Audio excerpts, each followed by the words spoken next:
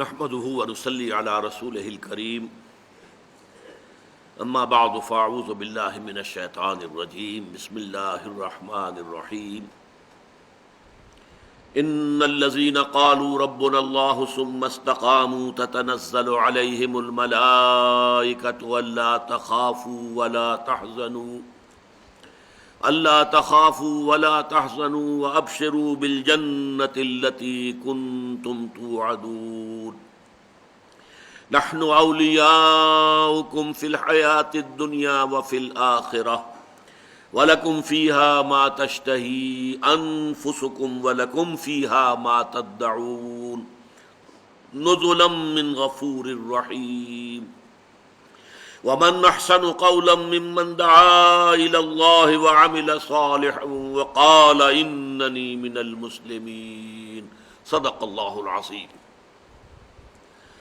یقیناً وہ لوگ جنہوں نے کہا ہمارا پروردگار اللہ ہے پھر اس پر جم گئے، ان پر نازل ہوتے ہیں فرشتے کہ نہ خوف کھاؤ نہ غمگین ہو اور خوشخبری حاصل کرو اس جنت کی جس کا تم سے وعدہ کیا جاتا تھا۔ حمد ہے آپ کے ساتھی دنیا کی زندگی میں بھی اور آخرت میں بھی۔ وَلَكُمْ فِيهَا مَا تَشْتَهِي أَنفُسُكُمْ، اور وہاں ہوگا آپ کے لیے وہ سب کچھ جس کی خواہش آپ کے جی میں ہوگی۔ وَلَكُمْ فِيهَا مَا تَدَّعُونَ، اور دیا جائے گا وہاں وہ سب کچھ کہ جو تم طلب کرو گے۔ اس کے بعد فرمایا نزلا من غفور الرحیم،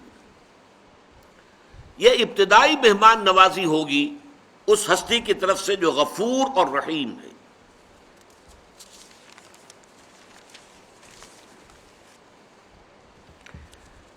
نزول کہتے ہیں عربی زبان میں کسی مہمان کی آمد پر فوری طور پر جو چیز پیش کی جائے۔ دو الفاظ علیحدہ علیحدہ ہیں، نزیل، مہمان کو نزیل بھی کہتے ہیں اور ضیف بھی کہتے ہیں، ضیف کی جمع ضیوف، مہمان۔ نزیل وہ اس وقت ہے جبکہ وہ ابھی آپ کے دروازے پر آ کر اترا ہے، یا اونٹ پر آیا ہے سوار ہو کر، اونٹ بٹھا کر اترا تو وہ نازل ہوا ہے، ابھی نازل ہوا ہے اونٹ پر سے، گھوڑے پر تھا گھوڑے سے اترا ہے، کار پر تھا کار پر سے اترا ہے، تو یہ نزیل ہے۔ فوری طور پر اس کی حیثیت نزیل کی ہے۔ جب وہ آپ کے ہاں آ کر جم گیا، آپ نے اس کے لیے کوئی کمرہ جو ہے ٹھیک کر دیا، یہاں آپ کو بیٹھنا ہے، یہاں رہنا ہے، یہ جگہ ہے، اب وہ آپ کا ضیف ہے۔ ضیف جو ہے وہ مہمان کو کہتے ہیں۔ اور یہ آپ دیکھتے ہیں آج بھی دنیا کے اندر رواج ہے، جیسے ہی کوئی آتا ہے پہلے آپ اسے موسم کی مناسبت سے ٹھنڈا یا گرم پیش کرتے ہیں، کوئی چائے یا کوئی ٹھنڈا شربت، پھر تیاری ہوتی ہے، پھر اہتمام ہوتا ہے، اور اس کے لیے ضیافت، پھر وہ ضیافت کہلاتی ہے۔ ابتدا میں جو چیز آپ دیں گے وہ نزل کہلائے گا۔ نزیل کے لیے اسی لفظ کی مناسبت سے نزل، ابتدائی مہمان نوازی، اور ضیف کی مناسبت سے ضیافت۔ اب ضیافت جو ہے اس میں ظاہر بات ہے کہ اہتمام ہوتا ہے، طرح طرح کے کھانے جو ہے اس میں شامل کیے جاتے ہیں، اس کے لیے پوری طریقے سے تردد کر کے اہتمام ہوتا ہے۔ یہ ساری نعمتیں جو گنوائی گئی ہیں، اب نوٹ کیجئے، یہ نزل ہے۔ اس کا کیا مطلب ہے کہ ضیافت کا جو تصور ہے اللہ کی طرف سے جو ضیافت ہوگی، وہ تو ہمارے خیال سے، گمان سے، تخیل سے، تصور سے ماورا ہے۔ یہ سب کچھ جو ہمارے نفوس میں اشتہا تھی، لیکن ہم نے اپنی زندگی میں، حیات دنیاوی میں اللہ تعالیٰ کے احکام کی پابندی کی وجہ سے اپنے نفس کی لگامیں کھینچ کر رکھی، اپنے نفس کو وہ سب کچھ فراہم نہیں کیا جو ہم کر سکتے تھے۔ حرام راستے سے کرتے تو نفس کو وہ سارے اس کے تقاضے پورے کر دیتے، ہم نے نہیں کیے۔ اب اس کا بدلہ کیا ہے کہ قیامت میں، جنت میں آپ کے وہ سارے تقاضے جو ہیں ان کی بھرپور تسکین کا سامان کر دیا جائے گا۔ یہ اس کا بالکل منطقی طور پر جو ہے یہ اس کا بدلہ ہے، اس کی جزا ہے۔ پھر یہ کہ ہر شخص اپنے شعور کی سطح، اپنے فہم کی سطح، اس کے اعتبار سے جو طلب کرے گا وہ اس کو دے دیا جائے گا۔ لیکن یہ دونوں چیزیں مل کر بھی نزل ہیں، ابھی یہ ضیافت نہیں ہے۔ ضیافت کے اعتبار سے ذرا احادیث اگر پڑھیں گے تو یہ بخاری اور مسلم متفق علیہ اور دوسری بہت سی احادیث کی کتابوں میں موجود ہے۔ حضرت ابو ہریرہ سے رضی اللہ تعالی عنہ قال قال رسول اللہ صلی اللہ علیہ وسلم قال اللہ عز وجل، یہ حدیث قدسی ہے، حضور فرما رہے ہیں کہ اللہ تعالیٰ جل جلالہ نے عز وجل نے یہ کہا ہے، اعددت لعبادی الصالحین، میں نے اپنے نیک بندوں کے لیے تیار کیا ہے وہ کچھ، ما لا عین رات، جو کسی آنکھ نے دیکھا نہیں، ولا اذن سمعت، اور کسی کان نے سنا نہیں، وما خطر علی قلب بشر، اور کسی انسان کے دل پر اس کا خیال تک کبھی نہیں گزرا۔ پھر حضور نے فرمایا وَاقْرَؤُوا إِن شِئْتُمْ، اگر تم چاہو تو اس مضمون کی مناسبت سے قرآن کے یہ الفاظ پڑھ لو، فَلَا تَعْلَمُ نَفْسٌ مَّا أُخْفِيَ لَهُم مِّن قُرَّةِ أَعْيُنٍ، سورہ یہ سجدہ کی آیت ہے، یہ حامیم سجدہ ہے جو ہم پڑھ رہے ہیں، اور صرف سورہ سجدہ جو ہے یہ ہے سورہ سجدہ علیحدہ الف لام میم سجدہ۔ فلا تعلم نفس، کسی جی کو معلوم ہی نہیں ہے، جو کچھ ہم نے چھپا کر رکھا ہے ان کے لیے آنکھوں کی ٹھنڈک کے اعتبار سے، جو کچھ ہم نے ان کے لیے تیار کیا ہوا ہے وہ کسی انسان کے علم میں آ ہی نہیں سکتا۔ ما لا عین رات، کسی آنکھ نے دیکھا نہیں، ولا اذن سمعت، کسی کان نے سنا نہیں، وما خطر علی قلب بشر، کسی انسان کے دل پر اس کا احساس اور خیال تک نہیں گزرا۔ وہ نعمتیں ہیں جنت کی اصل ضیافت والی نعمتیں، یہ جو نعمتیں گنوائی گئی ہیں، لکم فیہا ما تشتہی انفسکم، تمہارے نفوس کے اندر جو تقاضے ہیں، جو خواہشیں ہیں، جو ودیت کی تھی اللہ تعالیٰ نے، تم نے ان کی لگاموں کو کھینچ کر رکھا اپنی حیات دنیاوی میں، اللہ تعالیٰ کے حلال پر اکتفا کی، حرام میں منہ نہیں مارا، اس کی جزا یہی ہوگی کہ تمہاری تمام جتنی بھی تمہاری نفسانی طلبیں ہیں ان سب کی بھرپور جو ہے تسکین کا سامان ہوگا۔ اور پھر جو تم مانگ سکو، مانگو جو مانگو، مانگو جو مانگنا ہو۔ اب ظاہر بات ہے ہر شخص اپنی ذہنی سطح کے مطابق مانگے گا۔ یہ تو ہے نزلا من غفور الرحیم، اس ہستی کی طرف سے ہے جو غفور اور رحیم ہے۔ باقی جیسا کہ میں نے عرض کیا، جو اصل ضیافت ہے وہ تو وہیں جا کر معلوم ہوگی، اللہ نے وہاں پہنچا دیا تب پتہ چلے گا۔ باقی ساری یہ جنت کی جو نعمتیں بیان ہوتی ہیں، سورہ رحمان میں ہوں، سورہ دہر میں ہوں، سورہ واقعہ میں ہوں، یہ ساری نعمتیں در حقیقت ان دو کیٹیگریز کے اندر ہیں، ما تشتہی انفسکم ولکم فیہا ما تدعون۔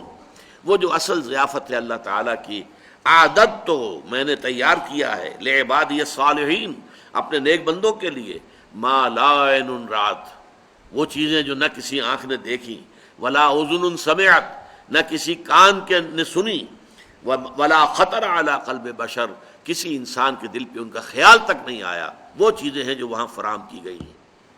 اچھا، اس کے بعد فرمایا نزلا من غفور الرحیم، یہ غفور اور رحیم ہستی کی طرف سے ہے۔ یہ الفاظ یہاں کیوں لائے گئے؟ تاکہ یہ واضح ہو جائے کہ جنت کا حصول محض اپنی کوشش، جد و جہد، اپنے اعمال سے ممکن نہیں، جب تک کہ اللہ تعالیٰ کی شان غفاری اور شان رحیمی جو ہے دستگیری نہ کرے، اس وقت تک جو ہے جنت کا حصول ممکن نہیں ہے۔ اس ضمن میں ایک حدیث سن لیجئے، یہ حدیث مسلم شریف کی ہے، حدیث نبوی عن ابی ہریرہ رضی اللہ تعالی عنہ قال قال رسول اللہ صلی اللہ علیہ وسلم قاربوا وسددوا واعلموا انه لن ينجو احد منكم بعمله قالوا ولا انت یا رسول اللہ قال ولا انا الا ان يتغمدني ربي برحمت منه وفضل۔ حضور نے فرمایا دیکھو، سیدھے راستے پر چلنے کی کوشش کرتے رہو، اور استقامت، سداد کے معنی استقامت ہے، امام نووی نے سداد کے معنی سددو جو آیا ہے مستقیم رہو، ان الذین قالوا ربنا اللہ ثم استقاموا۔ اور یہ جان لو کہ تم میں سے کوئی شخص بھی محض اپنے عمل کے بنیاد پر نجات حاصل نہیں کر سکے گا۔ اس پر کسی صحابی نے بڑی جرت کا، بڑی جسارت کا معاملہ کیا، ولا انت یا رسول اللہ، اے نبی، اے اللہ کے رسول، کیا آپ بھی محض اپنے عمل کی بنیاد پر جنت میں نہیں جا سکیں گے؟ غور کیجئے، بڑی ہمت کی کسی نے، اور ہمیں ان کا شکر گزار ہونا چاہیے۔ اگر وہ یہ ہمت نہ کرتے تو جو جواب حضور نے دیا وہ ہم تک کیسے پہنچتا، یہ حقائق کیسے ہم تک پہنچتے؟ فرمایا ولا انا، ہاں میں بھی، الا ان یتغمدنی ربی برحمت منہ وفضل، الا یہ کہ میرا پروردگار مجھے ڈھانپ لے اپنی رحمت اور فضل سے۔ جب تک اللہ تعالیٰ کا فضل اور رحمت مجھے ڈھانپ نہیں لے گا میں بھی داخل نہیں ہو سکتا۔ تصور کیجئے، ہم نے کتنا آسان سمجھا ہے، لوگ آسان سمجھتے ہیں مسلمان ہونا، یہ شہادت گئے الفت میں قدم رکھنا ہے، لوگ آسان سمجھتے ہیں مسلمان ہونا۔ ہمارے نزدیک، ہمارے عوام کے نزدیک تو محض یہ بات کہ ہم مسلمان ماں باپ کے گھر پیدا ہو گئے، مسلمانوں کے سے نام ہے، کبھی کبھی جب اللہ توفیق دے دیتا ہے خاص نماز پڑھ لیتے ہیں، ٹھیک ہے، اور ہم لیکن جنت تو ہمارا پیدائشی حق ہے، برتھ رائٹ، یہ ہمارا حق ہے، جیسے بھی ہے، لیکن تیرے محبوب کی امت میں ہے، جب تیرے محبوب کی امت میں ہے تو ظاہر بات ہے کہ ہم تو بخشے بخشائے ہیں۔ یہ تصور ہے ہمارے عوام کا، اور رسول اللہ فرما رہے ہیں قاربوا وسددوا، دیکھو سیدھے راستے پر چلو اور استقامت کا مظاہرہ کرو، وَاعْلَمُوا أَنَّهُ لَن يَنْجُوَ أَحَدٌ مِّنكُمْ بِعَمَلِهِ، اور اس چیز کو پیش نظر رکھو کہ تم میں سے کوئی بھی محض اپنے عمل کی بنیاد پر نجات نہیں پا سکے گا۔ قالوا، لوگوں نے کہا وَلَا أَنْتَ يَا رسول اللہ، اے اللہ کے رسول کیا آپ بھی؟ قالا وَلَا أَنَا، ہاں میں بھی نہیں، إِلَّا أَن يَتَغَمَّدَنِي رَبِّي بِرَحْمَةٍ مِّنْهُ وَفَضْلٍ، اللہ یہ کہ پروردگار مجھے ڈھانپ لے، اپنی رحمت کی چادر مجھ پر تان دے، اپنے فضل کی چادر مجھ پر تان دے، اسی شکل میں جنت میں داخل ہوں گا۔ نزلا من غفور الرحیم، یہ نزل ہوگا اس ذات کی طرف سے جو غفور الرحیم ہے۔ اب اگلا مرحلہ کیا ہے؟ جس شخص کی باطنی کیفیات یہ ہیں، اب نوٹ کر لیجئے، جس کو ہم نے ان 3 آیتوں میں پڑھا، اللہ کی ربوبیت پر دل ٹھک گیا، اللہ کی رزاقیت پر دل ٹھک گیا، وہ رزق وہاں پہنچائے گا، ایسے شخص کی اصل امنگ، اصل خواہش کیا ہوگی دنیا میں؟ کیا مال و دولت دنیا کا وہ حریص ہوگا؟ کیا دنیا کی آسائشوں اور تعیشات کی اس کے اندر طلب ہوگی؟ یہ اولیاء اللہ، ان کی ایک ہی طلب رہ جاتی ہے دنیا میں، آخرت میں طلب اللہ راضی ہو جائے، اللہ سے محبت، جنت میں داخلہ، وہ آخرت کی طلب ہے۔ دنیا میں صرف ایک طلب ہوگی، میں جتنے بھی زیادہ سے زیادہ لوگوں کو اللہ کے راستے پر لا سکوں، جو بھٹکے ہوئے ہیں، بھولے ہوئے ہیں، سوئے ہوئے ہیں، مدہوش ہیں، مال مست ہیں، حال مست ہیں، ان کو میں اس مستی کی کیفیت سے نکالوں، غفلت کی کیفیت سے نکالوں، ان کا رخ سیدھا کروں، وہ بھی اللہ سے محبت کریں، وہ بھی اللہ پر ایمان لائیں، ان کا بھی قلبی رشتہ اللہ کے ساتھ استوار ہو جائے۔ یہ ہوگی ان کی اصل طلب، یہ ہوگی ان کی اصل خواہش۔ دنیا کی کسی اور شے کے لیے کوئی بھاگ دوڑ، میں اپنا وقت صرف کروں تاکہ دنیا کی کچھ آسائشیں حاصل کر سکوں، کیوں نہ وہی وقت صرف کروں کہ اللہ کے کچھ بندوں کو اللہ کے سیدھے راستے کی طرف بلا لوں۔ میرا اپنا وہی وقت ہے نا، میں اگر تعیشات کی فکر کروں گا تو کچھ وقت لگانا پڑے گا، محنت کرنی ہوگی، کچھ کمانا ہوگا، کما کر میں اپنے لیے عیش کے سامان فراہم کر سکوں گا۔ یہی میرا اصل سرمایہ، میرا وقت ہے۔ اس وقت کو کیوں نہ میں لگاؤں کہ کچھ اللہ کے بندوں کو سیدھی راہ پر لے آؤں۔ حضور نے فرمایا ایک مرتبہ حضرت علی سے رضی اللہ تعالی عنہ، یا علی ان یہدی اللہ بک رجلا واحدا خیر لک من حمر النعم، اگر اللہ تعالیٰ تمہارے ذریعے سے کسی ایک انسان کو بھی ہدایت دے دے تو یہ تمہارے لیے سرخ اونٹوں سے بڑی دولت ہوگی۔ عرب کی اصل دولت اونٹ، نر اونٹ ہو، جوان ہو، کیا کہنے ہیں، مادہ ہے، گابن ہے، کیا کہنے، بڑی دولت ہے. اور سرخ اونٹ جو ہے ان کے ہاں بہت قیمتی شمار ہوتا تھا. ان یہدی اللہ بک رجلا واحدا، ہدایت دیتا اللہ، تم نہیں دے سکتے، تمہارے ذریعے سے اللہ ہدایت دے دے. یہ ہے اصل الفاظ. حضور اپنے بارے میں فرماتے ہیں اللہ معطی وانا قاسم، دینے والا، عطا کرنے والا صرف اللہ ہے، میں تو تقسیم کرنے والا ہوں. انا القاسم، تقسیم کرنے والا. معطی، عطا کرنے والا، دینے والا وہ اللہ ہے. داتا وہ ہے اور کوئی داتا نہیں. داتا ایک اللہ ہے، دینے والا وہ ہے. انا القاسم، میں تقسیم کرنے والا ہوں. ہدایت اللہ دے گا، لیکن تمہارے ذریعے سے تم ذریعہ بن جاؤ اس کی ہدایت کا، تو یہ تمہارے لیے سرخ اونٹوں سے بہتر ہے. دیکھیے اس میں ذرا تھوڑی سی بات سمجھ لیجئے. یہ جو نقشہ ہے یہ ہمارے صوفیاء کرام اولیاء اللہ پر 100% راست آتا ہے. شیخ معین الدین اجمیری کیا کرنے آئے تھے یہاں؟ کوئی ایکسپورٹ امپورٹ کا کاروبار کرنے آئے تھے؟ جائیداد بنانے آئے تھے؟ علی حجویری رحمۃ اللہ علیہ تو اس وقت آئے ہیں یہاں جہاں پہلے یہاں مسلمانوں کی حکومت قائم ہو چکی تھی. اس اعتبار سے ان کا یہاں آنا اتنی بڑی بات نہیں ہے. مسلمان حکومت پہلے قائم تھی، یہاں آ گئے، بیٹھ گئے. اور معین الدین اجمیری یہ اس وقت گئے ہیں جبکہ راجپوتانے کے اندر عین راجپوتوں کا گڑھ اجمیر، وہاں تو ہندوؤں کی حکومت ہے، رائے پتھورا کی حکومت، وہاں جا کر بیٹھا اللہ کا بندہ. کوئی خوف تھا اسے کہ ہندو میں مجھے ختم کر دیں گے؟ کوئی خوف تھا کہ یہ رائے پتھورا میرا کیا کرے گا؟ اور ان کی زندگی کا مقصد کیا تھا؟ صرف لوگوں کو اللہ کی طرف دعوت دینا، شرک کی گندگیوں سے نکالنا، توحید کے آب حیات سے روشناس کرانا. یہی مقصد تھا. روکھی سوکھی کھا رہے ہیں. یہ بابا فرید رحمۃ اللہ علیہ، ان کا معاملہ بھی یہ ہے. یہاں بھی اسلامی حکومت قائم ہو چکی تھی، لیکن اس علاقے کے سارے جو قبیلے راجپوت ہیں، وٹو اور سیال، جو اس علاقے کے سب سے زیادہ طاقتور قبیلے، دونوں کے دونوں جو ہیں، انہی کے ہاتھ پر ایمان لائے. ان کا حال کیا تھا؟ پانی میں نمک ڈال کر اس سے روٹی کھا رہے ہیں، کچھ نہیں ہے اور. پانی میں نمک ڈال کر تاکہ روٹی ذرا حلق سے نیچے اتر سکے.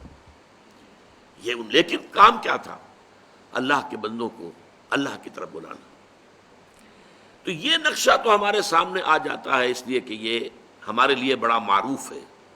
صحابہ کرام کے نقشے کو ہم نہیں سمجھتے. صحابہ کرام ایک اس سے بلندتر لیول پر کام کر رہے تھے. نظام باطل کو ختم کرنا. ایک ہے افراد کو دعوت دینا، ایک ایک فرد، افراد ٹھیک ہو جائیں، ان کے عقائد ٹھیک ہو جائیں. ایک ہے غلط نظام جو سر کے اوپر مسلط ہے، باطل کا نظام جو غالب ہے، قائم ہے، نافذ ہے. شہنشاہیت، قیصر روم کی شہنشاہیت، کسرا ایران کی شہنشاہیت، اس کا خاتمہ کرنا. جس کے لیے کہ ایک صحابی کا قول آتا ہے، جب ایرانی سپہ سالار نے پوچھا کہ تم کیوں ہم پر حملہ آور ہو گئے ہو؟ ہمارا تو تمہارے ساتھ کوئی جھگڑا نہیں ہے، کوئی بارڈر ڈسپیوٹ نہیں ہے، اور پہلے بھی تم لوگ آتے تھے، تم جنگلی قبائل تھے، تمہارے آتے تھے، لوٹ مار کر کے واپس چلے جاتے تھے، اب تم ہمارا پیچھا نہیں چھوڑ رہے، تو کیا ہوا ہے؟ تمہاری جو کیفیت بدل گئی ہے، ایسنشل چینج تمہارے اندر آ گئی ہے. You have change all together. How come? کیسے ہوا ہے؟ اس پر جواب دیا گیا، انا قد ارسلنا. دیکھیے پہلے ہم خود آتے تھے، اب ہمیں بھیجا گیا ہے. اللہ نے بھیجا محمد کو صلی اللہ علیہ وسلم، محمد نے بھیجا ہمیں صلی اللہ علیہ وسلم. فداء آباؤنا و امہاتنا. انا قد ارسلنا لنخرج الناس من ظلمات الجہالت الی نور الایمان. تاکہ ہم لوگوں کو نکالیں جہالت اور جاہلیت اور کفر اور شرک اور الحاد کے اندھیروں سے ایمان کی روشنی کی طرف. وَمِن جَوْرِ الْمُلُوكِ إِلَىٰ عَدْلِ الْإِسْلَامِ. بادشاہوں کے ظلم و ستم کے پنجوں سے نجات دلا کر اسلام کے نظام عدل سے روشناس کریں. یہ ہے ہمارا مشن. یہ جو بڑے بڑے محل بنا کر بیٹھے ہوئے ہیں، سامان تعیشات جمع ہے وہاں پر، ان کے نرم نرم گدیلے اور ان کے یہ سارا کچھ، اور وہ انواع و اقسام کے کھانے اور ناو نوش اور رقص و سرود کی محفلیں، یہ کس کی کمائی سے ہیں؟ وہ غریب کاشتکار جو میدان میں کام کر رہا ہے کھیت میں، اس کی کمائی کا حاصل آ کر جاگیردار لے جاتا ہے آدھا، اور اس میں سے وہ کچھ اپنے پاس رکھ کر باقی بادشاہ کو بھیجتا ہے تاکہ اپنے ٹھاٹ جمائے۔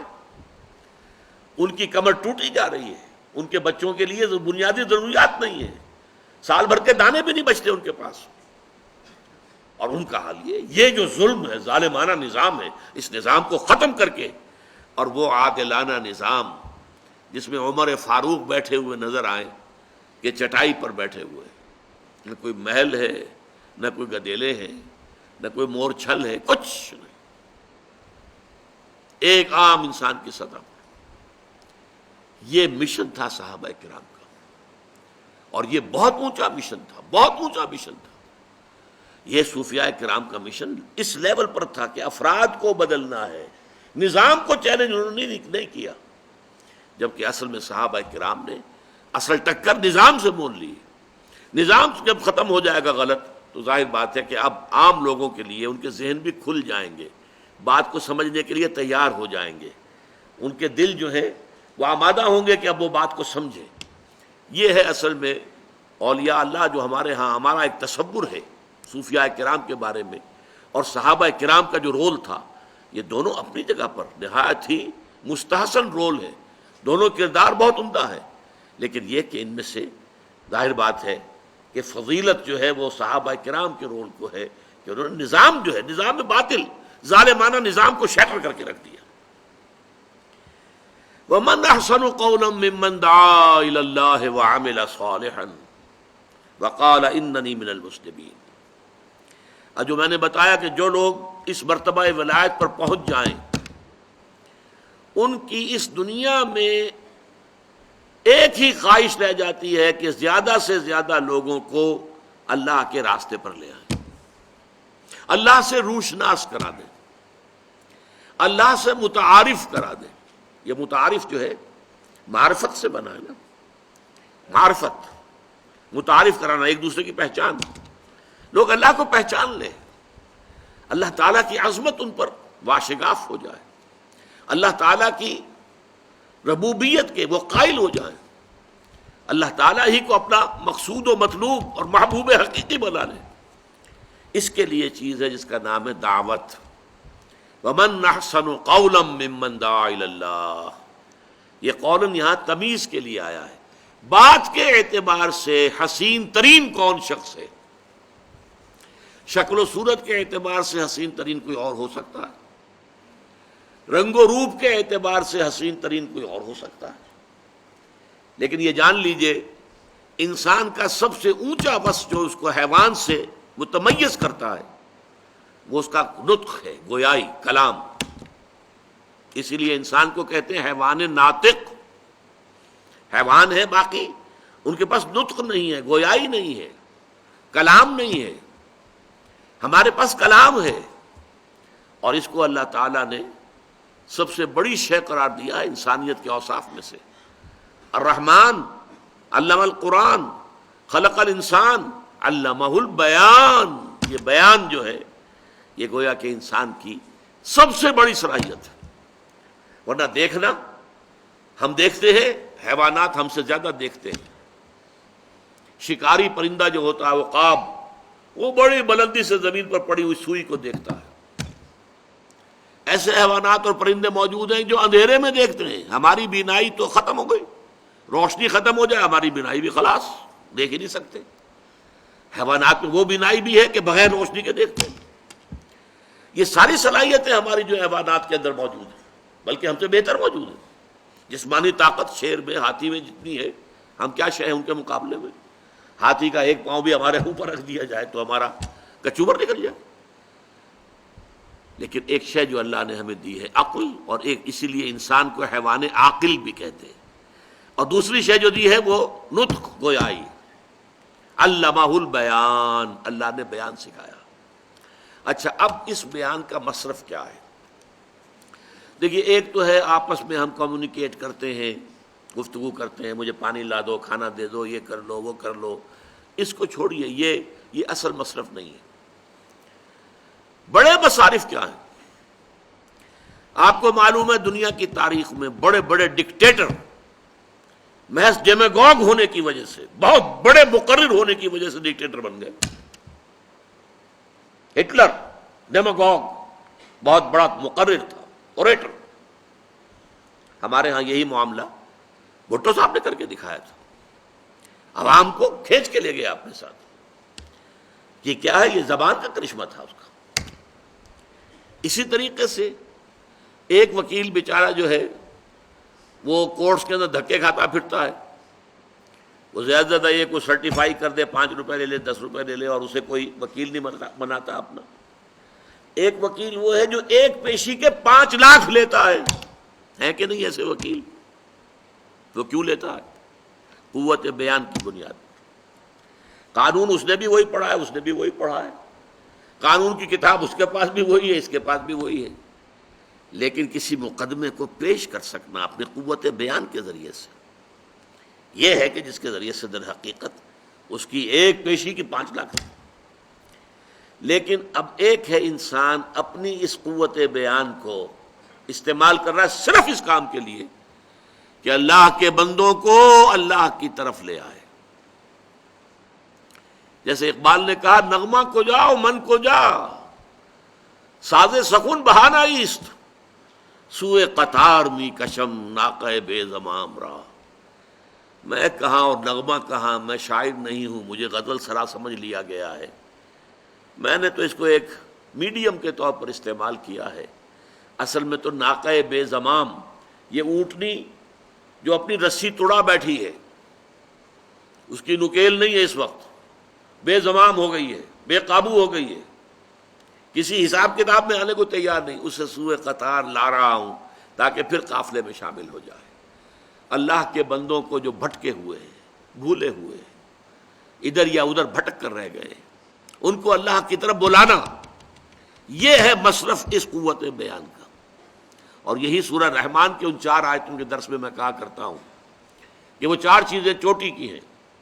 الرحمن، اللہ کے ناموں میں چوٹی کا، اس لیے کہ آج بھی جیسا کہ آیا درس میں، محض ہم اپنے عمل سے جنت میں نہیں جا سکیں گے جب تک کہ رحمت خداوندی ہماری سازگاری نہ فرمائے۔ الرحمن علم القرآن، سارے علوم اللہ نے سکھائے انسان کو، مگر چوٹی کا علم قرآن کا علم ہے۔ خلق الانسان، فرشتوں کو اس نے بنایا، جنوں کو بنایا، انسانوں کو بنایا، حیوانوں کو بنایا، آسمان بنائے، زمین بنائی، سورج بنایا، چاند بنایا، لیکن سب سے چوٹی کی تخلیق انسان، مسجود ملائک۔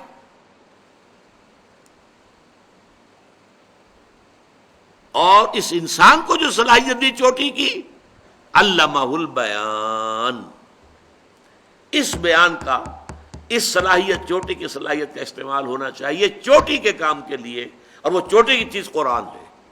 اسی لیے حضور نے فرمایا، دیکھیے اسی ردیف قافیے میں بات آ رہی ہے، خیرکم من تعلم القرآن وعلمہ، اور یہ کس سے ہے؟ عن عثمان ابن عفان، حضرت عثمان ابن عفان رضی اللہ تعالیٰ عنہ سے روایت۔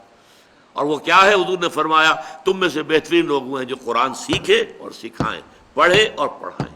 یہ ہے نطق انسانی کا بہترین مصرف۔ وَمَنْ أَحْسَنُ قَوْلًا مِّمَّنْ دَعَا إِلَى اللَّهِ، بات کے اعتبار سے، قول کے اعتبار سے سب سے حسین، سب سے عمدہ، سب سے اعلیٰ، سب سے عرفہ کون ہے؟ جو اللہ کی طرف لوگوں کو بلائے۔ یہاں بھی ذرا نوٹ کر لیجئے، ایک ہے اللہ کے راستے کی طرف بلانا۔ سورہ نحل کے آخر میں فرمایا، ادعو الی سبیل ربک بالحکمۃ والموعظۃ الحسنۃ وجادلہم باللتی احسن، اللہ کے راستے کی طرف بلانا، امر اور بالمعروف نہی عن المنکر کرنا، یہ سب ہے، لیکن یہ لوور لیول ہے۔ چوٹی کیا؟ اللہ کی طرف بلاؤ، اللہ سے متعارف کراؤ، اللہ کی معرفت دلوں میں پیدا کرو، اللہ ہی کو ان کا محبوب حقیقی، مطلوب و مقصود اصلی بنا دو۔ یہ تواصی بالحق میں چوٹی کی بات ہوگی، اللہ کی طرف بلانا۔ جیسے کہ اب ایک کہاوت سمجھ لیجئے یا واقعہ ہے. حضرت رابعہ بصریہ جو اولیاء میں سے ولیاں ہیں اللہ کی، وہ ایک خاص جذب کی مجذوبیت کی کیفیت میں ایک روز جا رہی تھی. ایک ہاتھ میں ایک لوٹا تھا، اس میں پانی تھا، ایک ہاتھ میں ایک مشعل تھی، آگ. لوگوں نے پوچھا رابعہ کہاں جا رہی ہیں؟ کہ میں جا رہی ہوں اس آگ سے تو جنت کو جلا دوں اور اس پانی سے دوزخ کو ٹھنڈا کر دوں، تاکہ لوگ اللہ کو اللہ کے لیے چاہیں، جنت کے لیے نہ چاہیں. اللہ دوزخ سے بچنے کے لیے نہیں، اللہ کی محبت میں. لا مطلوب الا اللہ، لا مقصود الا اللہ. یہ ہے بلند ترین مقام. آپ عاشق بن جائیں اللہ کے. آپ والذین آمنوا اشد حبا للہ، اللہ تعالیٰ کی محبت میں شدید ترین. باقی بھی ٹھیک ہے، خیر کی باتیں ہیں، حق کا بات کا کہنا، تواصی بالحق، امر بالمعروف نہی عن المنکر، دعوت الی سبیل ربک کا، رب کے راستے کی طرف بلانا. لیکن اونچی ترین منزل کیا ہوگی؟ وَمَنْ أَحْسَنُ قَوْلًا مِّمَّنْ دَعَا إِلَى اللَّهِ. اور اب اس کے ساتھ فرمایا اس کے شرط لازم کیا ہے؟ وَعَمِلَ صَالِحًا.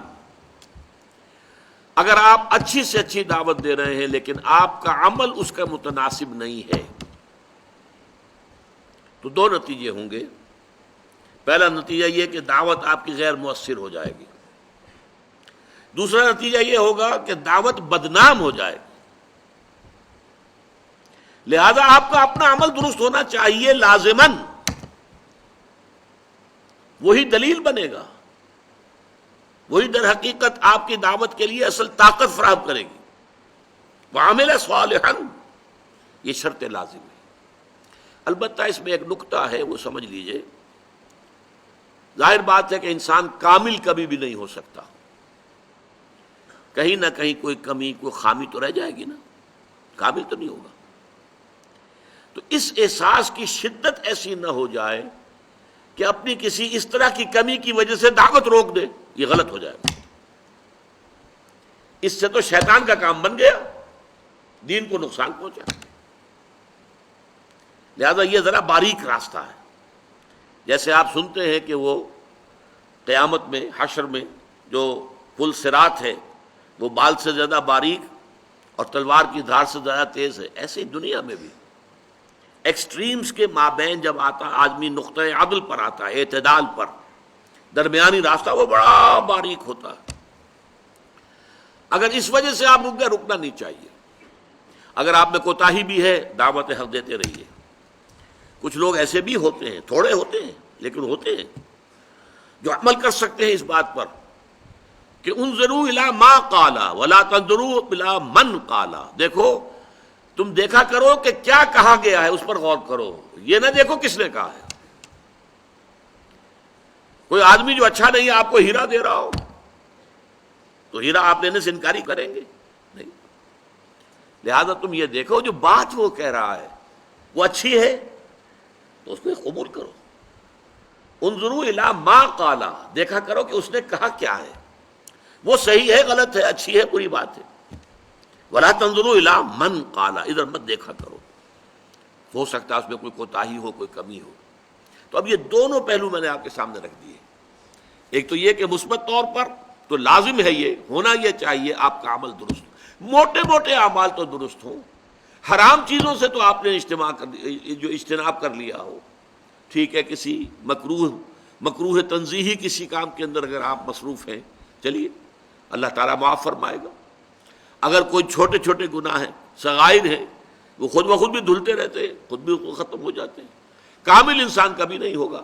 لہذا ایسا نہ ہو کہ شدت ہو آپ کو کہ میرے دامن پر تو یہ دھبے موجود ہیں، اور یہ اسی کو زیادہ ہوگا جس کے اندر زیادہ نیکی پیدا ہو جائے گی، جس میں اپنے اندر زیادہ تقویٰ ہوگا، اس پر اپنی خامیاں کوتاہیاں زیادہ نمایاں ہو جائیں گی، اور اس کی وجہ سے وہ دعوت الی الخیر اور دعوت الی اللہ کا کام روک دے تو یہ نقصان دہ بات ہے. بلکہ یہ ہو سکتا ہے کہ وہ خیر کی دعوت دیتا رہے تو یہ آٹو سجیشن کے درجے میں خود اس کے لیے مفید ہو جائے کہ انسان سوچے کہ میں یہ کہہ رہا ہوں تو مجھے اس کے اوپر پورا اترنا چاہیے. بہرحال ان دونوں چیزوں کو سامنے رکھیے. ومن احسن قولا ممن دعا الى الله وعمل صالحا وقال اننی من المسلمین، یہ دوسری شرط، اور وہ یہ کہے کہ میں بھی مسلمانوں میں سے ہوں۔ اس کی کیا معنی ہے؟ ایک تو یہ کہ یہ کلمہ تواضع ہے، میں کوئی اپنے آپ کو بڑی شے نہیں سمجھتا، عام مسلمانوں میں سے میں مسلمان ہوں۔ جتنا آدمی اونچا ہو اتنا ہی سر جھکائے، جیسے کہ بہترین مثال جو ہے شیخ سعدی دیتے ہیں کہ درخت کے اوپر جب پھل لگ جاتا ہے تو شاخیں جھک جاتی ہیں۔ اگر تمہیں اللہ تعالیٰ نے اعمال صالحہ کے پھل لگا دیے تمہارے جسم میں، تمہارے وجود میں، تو جھکو، اکڑو نہیں، جھکنا۔ یہ ہم پڑھ چکے ہیں تیسرے درس میں بھی، وَلَا تُصَعِّرْ خَدَّكَ لِلنَّاسِ وَلَا تَمْشِ فِي الْأَرْضِ مَرَحًا إِنَّ اللَّهَ لَا يُحِبُّ كُلَّ مُخْتَالٍ فَخُورٍ۔ تو یہ شیخی خوری نہ ہو جائے، اپنے آپ کو بڑا نہ سمجھنے لگو۔ یہ ہوتا ہے، اگر اللہ نے مجھے کوئی توفیق دے دی ہے کسی برائی سے بچنے کی، اور میں کسی اور اپنے بھائی کو دیکھتا ہوں اس برائی میں ملوث، تو ایک احساس ہوتا ہے میں اونچا ہوں، یہ نیچا ہے۔ یہ نہیں ہونا چاہیے۔ یہ پیدا ہوا آپ کی دعوت کی تاثیر ختم ہو جائے۔ برائی سے نفرت کریں، برے سے نفرت نہ کریں۔ برا تو مریض ہے، مریض سے کبھی نفرت نہیں کی جاتی، مریض سے کبھی ناراض نہیں ہوتے آپ۔ مریض جو ہے وہ تو مریض ہے، اس کو مریض کی حیثیت سے ٹریٹ کیجیے۔ تو مرض سے جنگ ہے، مریض سے جنگ نہیں ہے۔ مریض کے ساتھ تو آپ کی خیر خواہی ہے، آپ اس کی بہتر سے بہتر جو ہے چاہتے ہیں کہ جلد سے جلد شفائے عاجلہ کاملہ حاصل ہو جائے۔ اس اعتبار سے ذرا بھی اپنے اندر اگر گھمنڈ پیدا ہو گیا، غرور پیدا ہو گیا، اگر زوم پیدا ہو گیا، عجب پیدا ہو گیا، یہ وہ چیزیں ہیں۔ حضور نے فرمایا ثلاث مہلکات و ثلاث منجیات، تین چیزیں ہیں نجات دلانے والی اور تین چیزیں ہلاک کرنے والی۔ ہلاک کرنے والی چیزوں میں آپ نے شمار کرایا، فَأَمَّا الْمُهْلِكَاتُ فَهَوًى مُتَّبَعٌ، نفس کی خواہش جس کی پیروی کر لی جائے، نفس نے کہا یہ کرو، تم نے کرنے لگ گئے، یہ نہیں دیکھا کہ حلال ہے یا حرام ہے۔ هَوًى مُتَّبَعٌ وَشُحٌ مُطَاعٌ، اور مال کی حرص جو ہے تمہارے دل میں، اگر تم اس کی پیروی کرتے ہو، اسی کے پیچھے لگتے ہو، تو یہ بھی ہلاک کرنے والی چیز ہے۔ وَإِعْجَابُ الْمَرْءِ بِنَفْسِهِ وَهِيَ أَشَدُّهُنَّ، تیسری مہلکات میں سے کیا شے ہے؟ انسان کا اپنے آپ کو کچھ سمجھنا، اعجاب المرء بنفسه، اور فرمایا وَهِيَ أَشَدُّهُنَّ، یہ جو ہے شدید ترین ہے، سخت ترین ہے۔ یہ ان تمام مہلکات میں ہم متبعون سے بھی زیادہ شدید اور شح مطاعن سے بھی زیادہ شدید اعجاب المرء بنفسه وہی اشدہن۔ تو اس کا ایک مطلب تو یہ ہے کہ اننی من المسلمین، میں بھی مسلمانوں میں سے ہوں، میرے اندر بھی کوتاہیاں ہیں۔ بھائی یہ جو آپ کے اندر یہ معاملہ ہے، ذرا اس کی اصلاح کر لیجئے، آپ بہت اچھے آدمی ہیں، بہت عمدہ آپ کا کردار ہے، یہ ایک داغ ہے، دھبا ہے، دھو لیجئے۔ پھر یہ کہ یہ بات کہی جائے، تنہائی میں کہی جائے، اکیلے میں کہی جائے، پبلک میں ڈنکا نہ پیٹا جائے، اس کا ڈھنڈورا نہ پیٹا جائے، جس سے اس میں ایک ریئیکشن پیدا ہو۔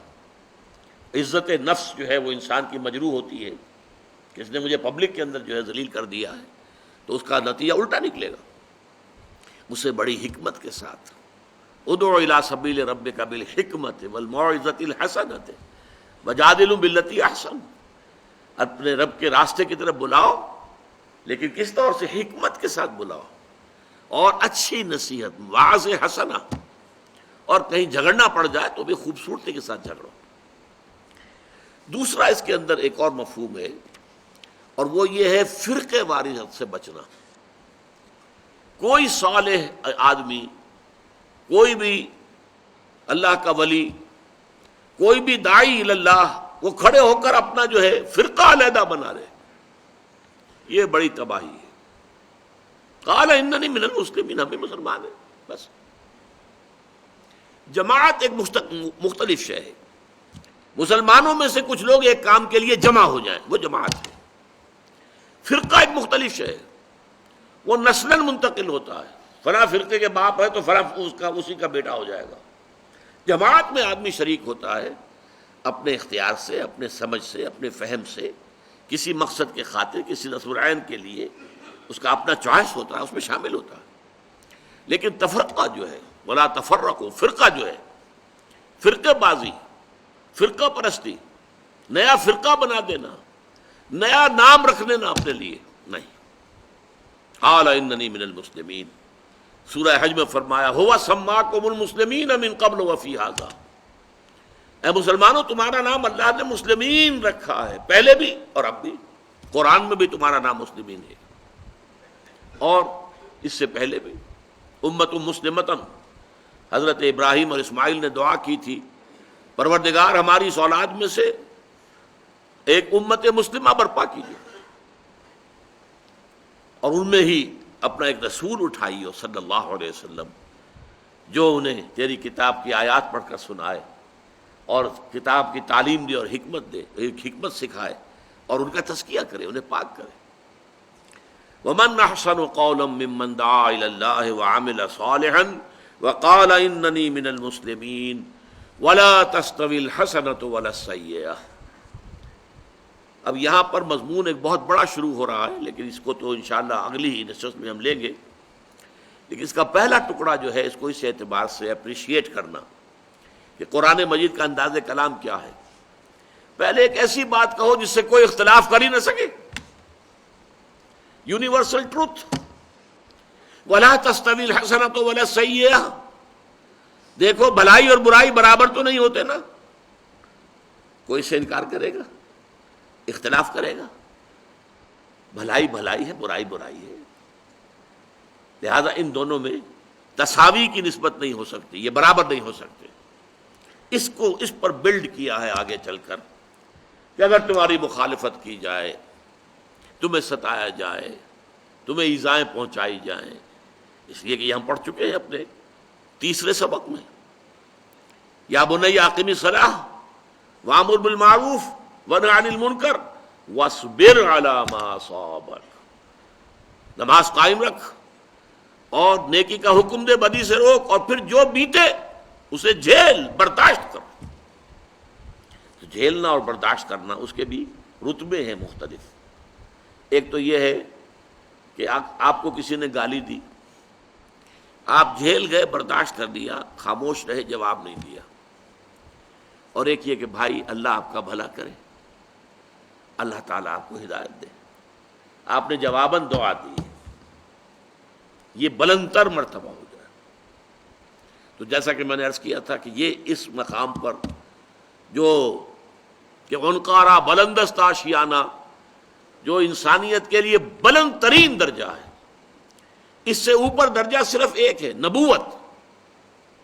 لیکن نبوت وہ بھی شے ہے، اکتسابی نہیں ہے، آدمی اسے خود حاصل نہیں کر سکتا، بلکہ ہے کہہ رہا ہوں تو غلط کہہ رہا ہوں، تھی، اب تو وہ ماضی کی شے ہے، دروازہ بند ہو چکا، ختم نبوت، حضور پر نبوت کا اختتام ہو چکا. اب کوئی نبی نہیں آپ کے پاس. جس نے دعویٰ کیا وہ دجال ہے، اور وہ کذاب ہے، جھوٹا ہے، مرتد ہے، واجب القتل ہے.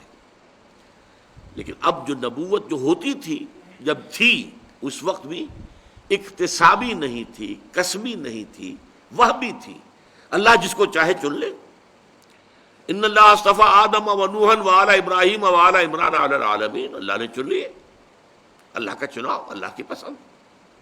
محمد مصطفیٰ، احمد مجتبیٰ، اللہ کے چنے ہوئے محمد، اللہ کے پسند کیے ہوئے محمد، اللہ نے چن لیا. تو میں عرض کر رہا تھا کہ انسان اپنی کوشش سے جو بلند ترین مقام جو حاصل کر سکتا ہے وہ درجہ ولایت ہے. الا ان اولیاء اللہ لا خوف علیہم ولا هم یحزنون الذین آمنوا وکانوا یتقون لهم البشریٰ فی الحیاۃ الدنیا والآخرہ لا تبدیل لکلمات اللہ ذالک هو الفوز العظیم. اللہ تعالی ہمارے دل میں امنگ پیدا کر دے کہ ہم اس بلند ترین مقام کو حاصل کریں. یہ انسانوں کے لیے ہیں یہ مقام، یہ مقامات ممنوع نہیں ہے، پروہیبٹڈ ایریا نہیں ہے. کوشش کرو، محنت کرو، اس درجے اور اس مرتبے کو حاصل کرو. بارک اللہ لی ولکم فی القرآن العظیم ونفعنی وإیاکم بالآیات والذکر الحکیم.